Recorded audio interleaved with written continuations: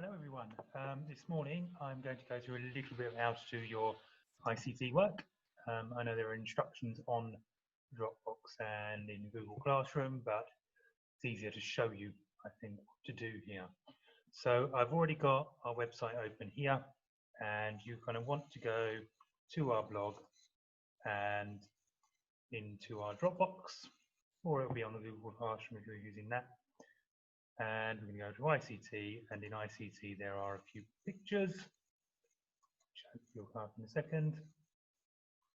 Okay, and you've got your Iron-Age hill forts, and you want to choose which one you want to use your background in.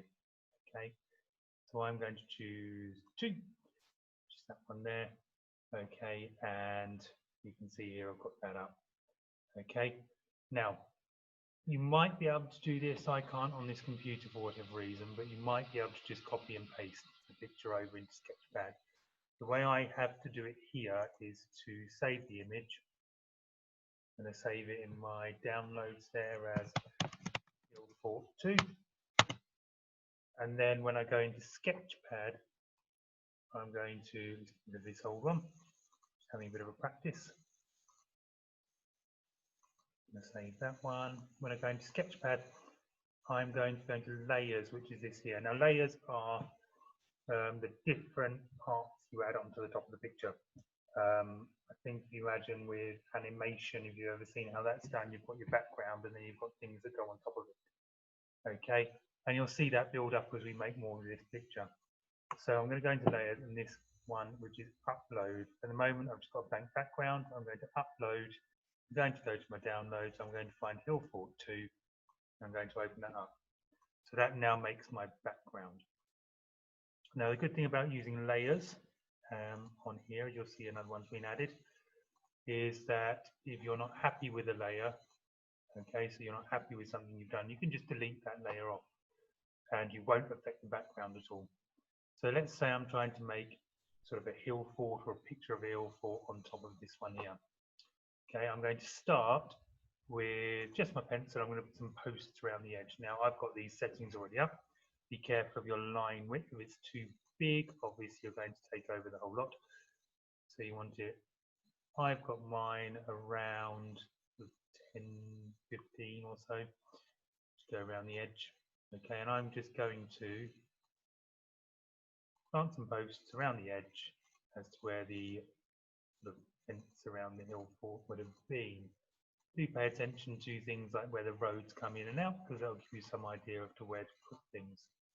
Okay, I'm just going to plant some posts around the edge, like so.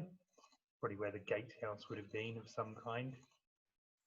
And done that, and you're a bit more careful around it than I am, then we can start to look at other tools as well. So I'm going to use the line tool here so I might make it slightly different colours. To then go between those posts. Okay, and it's one click and then a double click, and you've gone from one to the other. If you don't and you carry on, what tends to happen is you start to get these big triangles come up. So you want to try and double click to go around. Okay, and I'm going to leave the gap where the gate would be there, and I'll go all the way around. And you get the idea on that one. So that'll give you a fence around the outside. Now you can obviously use the same kind of tools we were using last week, and you can use something like stamp to give us that kind of straw effect we had last time, to show where the top of some of the houses might be. Again, I would imagine, to be quite honest, you guys will be a lot better than I was at this. I'm going to choose a straw kind of. I'm just going to go. Yes, yeah, already. You might be able to tell me how to improve that.